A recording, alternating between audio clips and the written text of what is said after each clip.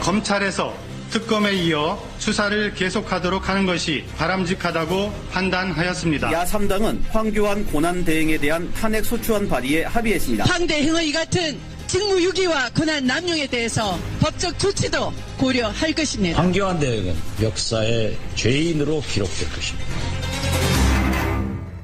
혹시나 했습니다만 역시나였습니다. 황교안 대통령 권한대행. 근데 특검 수사기간 연장 요청 거부했죠. 정치권에서 가장 먼저 박근혜 대통령 탄핵 주장했던 사람 여러분 기억하세요? 더불어민주당 대선 주자 이재명 성남시장이었습니다. 이번에도 역시 대선 주자 가운데 제일 먼저 황교안 대행에 대한 탄핵, 또 정세균 국회의장의 직권상정을 촉구하고 나섰습니다. 이재명 성남시장 직접 만나보죠. 이 시장님, 네. 안녕하세요. 네, 안녕하세요. 이재명입니다. 황 대행이 특검 연장을 거부하자마자 곧바로 네. 탄핵해야 한다 이러셨어요? 저는 이번이 아니라 저번 박근혜 대통령 탄핵 당시에 황교안도 동시에 탄핵해야 된다고 말씀드렸었죠. 그때도 그러셨어요. 왜냐하면 이 황교안 대행이 실질적으로 이 박근혜 최순실 공범인데다가 이 대통령을 보장할 총괄 책임 보좌기관이 총리인데 이 총리가 해야 될 일을 제대로 했더라면 사실 뭐 이런 일이 발생하기가 어려웠겠죠. 그래서 공동 책임자였고 거기다 좀 더 더한다면 향후에 대통령 권한 대행을 하면서 대통령을 편들어서 국민의 뜻에 반하는 여러 가지 행위를 할 것은 충분히 예상되는 거였기 때문에 한꺼번에 책임을 물었어야 된다. 그때 이미 그때도 얘기했었고요. 이게 뭐 연장 승인을 거부할 것은 뭐 99.999% 이미 예상된 거였는데 그걸 기대한다고 하는 것 자체가 저는 조금 이해하기가 어렵습니다. 그렇군요. 그러는. 네. 근데 황 대행이 특검 연장 승인을 거부한 게 뭐 국민 다수 정서에 어긋난 건 맞지만 네. 현행 헌법상 법률을 실질적으로 위반한 건 아니기 때문에 탄핵까지 가는 건 좀 무리 아니냐. 정병국 저 대표도 법상 안 되는 건 안 되는 거다. 우리 마음하고는 좀 다르다. 이런 말씀하셨거든요. 그게 이제 형식 논리를 보면 뭐 그렇게 말하는 사람도 있을 수 있는데 지금 당장 그 특검 연장안을 승인 거부한 것 자체를 불법이라고 보기는 어렵죠. 그런데 이번 특검 연장안을 거부했다고 탄핵을 하자는 게 아니고 제 말씀은 이 헌법 위반이라고 하는 게 무슨 꼭 형사처벌 사안만을 말하는 건 아닙니다. 그러니까 법률이 또는 헌법이 정한 의무를 이행하지 못하면 이게 공무원을 파면하는 즉 징계하는 절차이기 때문에 국민의 뜻으로 과거에 헌법에 정한 국정총괄기관 즉 대통령 총괄 보좌기관의 보좌 업무를 충분히 못한 게 분명하기 때문에 그게 탄핵 사유에 해당되는 거죠. 그렇기 때문에 탄핵을 할 법적 근거도 충분하다고 보시는 거예요. 그러면 이미 탄핵 근거는 만들어져 있는데 그걸 안 하고 있던 와중에 국민의 뜻에 어긋나는 행위를 추가했으니까 그건 정상 참작 사유고 과거에 이미 탄핵 사유는 만들어져 있다. 그런 박근혜 대통령 탄핵 소추할 때 이미 황교안 총리도 탄핵이 됐었어야 마땅하다. 같이 소추됐었어야 마땅하다. 이 말씀. 네, 공범이고 보좌 업무를 충실히 못한 형식 정리권도 이미 갖추었으니까. 근데 황 대행을 탄핵한다면 지금 대통령 자격으로 탄핵하는 겁니까? 국무총리 자격으로 탄핵하는 겁니까? 왜냐하면 대통령 자격이 된다면 국회에서 3분의 2가 찬성을 해야 되고 국무총리면 3분의 1이 돼야 되고 이게 아주 다르거든요. 네, 그런 주장하는 분이 계신 것 같은데 형식 논리적으로 이건 대행할 뿐이고 그 총리는 총리일 뿐이죠. 총리를 탄핵하면 총리가 없어진 거고 그러면 대통령의 권한 대행을 부총리가 대행하는 거지 총리의 대행을 대행하는 건 아닙니다. 논리적으로 명확하죠. 그래서 총리 자격으로 탄핵을 하면 충분합니다. 알겠습니다. 그리고 그러면 권한 대행이 또 나오는데 괜찮을까요? 너무 혼란스러워지는 건 아니냐 염려하시는 분도 계시는데. 권한 대행의 대행은 아니고 대행을 하는 선순위자가 사라진 정도에 불과하죠.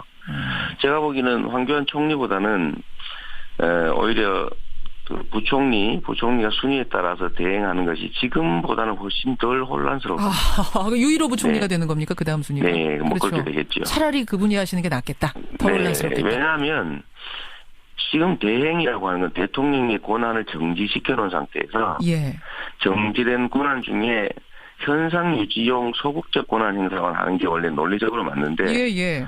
황 대행이 지금 대통령 흉내를 내고 있지 않습니까? 흉내를 내고 있어서. 네. 유일호 부총리는 흉내 안 내실까요? 제가 보기에는 좀 차이가 있을 겁니다. 알겠습니다. 네네. 알겠습니다. 오늘 야사당 대표가 다시 만나서 논의를 한다고 하니까요. 이건 좀 지켜보도록 하고 네네. 이재명 성남시장 여러분 만나고 계십니다. 그나저나 목소리 많이 잠기셨어요, 시장님? 제가 지금 감기가 좀 들었어요. 감기 드셨어요? 호남에 계시죠? 네, 지금 광주입니다. 광주에 계세요. 네네. 광주 분위기는 어떻습니까? 호남 분위기 어떤가요? 원래 정치인 근처에는 좋아하는 사람만 가까이 오지 싫어하는 사람 가까이 안 오니까 되게 자기들이 느끼기에는 예. 분위기가 좋게 됩니다. 분위기 좋습니까? 네네. 사실은 이제 호남은 상당히 전략적으로 투표를 하는 곳이거든요. 네, 뭐 그렇다고 합니다. 그렇죠. 보통. 그래서 1위인 문재인 후보가 안 된다고 생각하는 이제 투표자가 있다면 네. 2위인 안희정 후보를 전략적으로 밀지 않겠느냐. 그래서 3위인 이재명 시장은 좀 불리할 거다라는 이런 분석도 나오는데 어떻게 보세요? 호남의 전략성이라고 하는 거를 대세를 추종하는 그 추종적 투표를 한다는 뜻이 아닙니다. 필요한 사람 중에서 누가 더 나을까, 누가 더 가능성이 높을까를 생각하는데 제가 보기에는 호남 민심이 바라는 거는 이 나라의 진짜 변화입니다. 단순한 정권 담당자의 교체가 아니라 제대로 된 정권 교체. 권력 담당자나 담당 세력을 바꿔서 국민의 삶이 또는 우리 호남 민심이 바라는 제대로 된 변화가 없다면 그거 바꿔서 뭐 하겠습니까? 그래서 청산할 세력을 명확하게 청산하고 또 새로운 공정한 나라를 만드는 데 부합하는 사람 중에서 그 중에서 더 가능성이 높은 사람이 누굴까를 찾는 거지 당선될 가능성이 단순히 높다. 여론조사 지지율이 높으니까 그 중에서 제일 높은 사람을 고른다. 그런 투표를 하는 사람이라면 그걸 민도가 높은 호남 민중이라고 할 수 있겠습니까? 그렇게 보세요. 그럼 왜 이재명입니까? 호남민들에게는 뭐라고 말씀하세요? 저는 그렇게 말하죠. 실제로 각자가 가진 상속받은 유산들. 지금 우리 사회가 재산도 상속받지만 정치적 자산도 상속받은 사람들이 주로 주류를 형성하지 않습니까? 박정희의 유산을 물려받은 박근혜가 저지른 이 문제도 있는 거죠. 민주당 안에도 제가 예를 든다면 세력과 유산을 다 제거하고 각자 개인의 능력을 한번 보자. 그리고 어차피 민주당이라고 하는 거대 정치 세력을 대표할 후보를 뽑는데 그 후보가 개인적 유산이 얼마나 많은지 세력이 얼마나 많은지가 무슨 의미가 있겠습니까? 오히려 그 내용을 철저히 들여다보고 이 민주당이라고 하는 거대 정치 세력을 대표해서 제대로 할 사람을 뽑는다면 예를 들어서 청산돼야 될 사람들과 손잡고 연정을 하겠다, 대연정을 하겠다고 하는 것이나 또는 우리 사회의 이 혼란의 가장 근본적 원인이라고 할 수 있는 재벌과 같은 거대 기득권 세력들과 손을 잡거나 그들에게 가까운 그런 분들보다는 그래도 아무런 유산 없이 세력 없이 그냥 흑수저로 정치계에서 살아남아서 여기까지 달려온 가능성이 훨씬 큰 이재명을 선택할 거라고 저는 믿습니다. 그러니까 뒷배경 다 제거하고 뒤에 후광 다 제거하고 그 사람 하나만 놓고 봤을 땐 나를 뽑아주실 것이다. 그래서 지금 기초단체장인데도 여기까지 우리 국민들이 불러주신 거죠. 1위 하실 수 있을 것 같으세요? 호남에서 사실 경선 처음이 열리는데. 저는 1위든 2위든 최종적으로는 제가 1위 할 거라고 봅니다. 최종적으로는 1위. 이 한번 실제로 들여다보면 5천만 명을 대상으로 수동적으로 물어보는 질문에 답하는 것하고 경선은 다를 수밖에 없는 것이 국민 5천만 명 중에 겨우 3, 4%가 등록해서 한 2% 정도가 투표할 겁니다. 그렇죠. 그런데 2% 또는 3% 사람들 중에서 정말로 이 세상이 어떻게 바뀌어야 되겠다.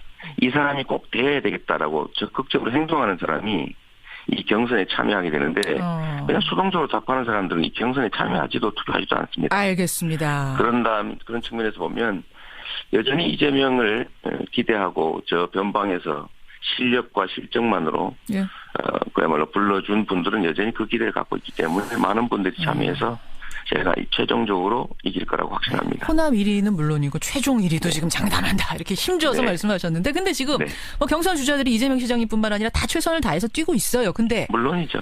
당 후보 간 토론회를 두고 갈등이 좀 있더라고요. 네. 토요일에는 당 서버가 마비될 정도로 지지자들 항의도 있었는데 네. 그러니까 횟수와 방식에 문제가 있고 공정한 경선 룰이 아니다.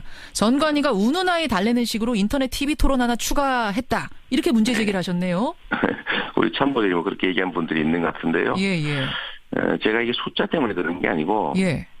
이미 당초에 합의된 것들이 아무런 상의 없이 바뀔 뿐만 아니라 나름 문제 지적을 했는데도 아무 반응 없이 그대로 밀어붙인다는 거죠. 소통이 안 되고 있습니까? 네, 그런 얘기를 한 것이고 사실 뭐 인터넷 토론 한 번 하나 무슨 뭐 방송 토론도 아니고 예. 라디오 솔직히 이제 저희 CBS 시사자켓에서 하거든요. 예. 말씀 잘하셔야 돼요. 못하잖아요. 예. 그래서 그런 얘기들을 한 거지. 이게 숫자가 몇 번이다 이런 걸 따지는 건 아닙니다. 그리고 저는 이 문제에 대해서는 일단은 당 내에서 내부적으로 논의해서 한번 정리해 가도록 하고 이제 대외적인 얘기는 일단은 좀 알겠습니다. 여기서는 그만할까 싶어요. 횟수의 문제를 떠나서 지금 선관위가 각 후보들과 소통하는 방식, 문제 제기에 대응하는 방식 여기서 좀 답답함을 느끼신다. 그렇습니다. 지금 의견을 듣지를 않고 듣는 자리도 없어요. 듣는 자리도 없고. 아니 그러면은 그 1위 후보인 문재인 후보에게 지나치게 유리하게 가고 있다고 보세요? 누구한테 유리 불린 문제는 아닙니다. 그냥 상식에 관한 얘기죠. 상식에 관한 얘기. 그리고 저는 지금 이 탄핵에 집중할 때라는 거 동의합니다. 예. 동의하고 다만 그걸 핑계로 다른 결정을 하면 안 되는 거죠. 국민들이 모르는 게 아닙니다. 알겠습니다. 만약에 선거운동을 하는 게 탄핵에 집중하는데 방해가 된다고 하면 다른 선거운동 예를 들면 녹화 방송에 나가거나 각종 선거운동을 다 하고 있는데 그중에서 후보 간 토론은 안 된다.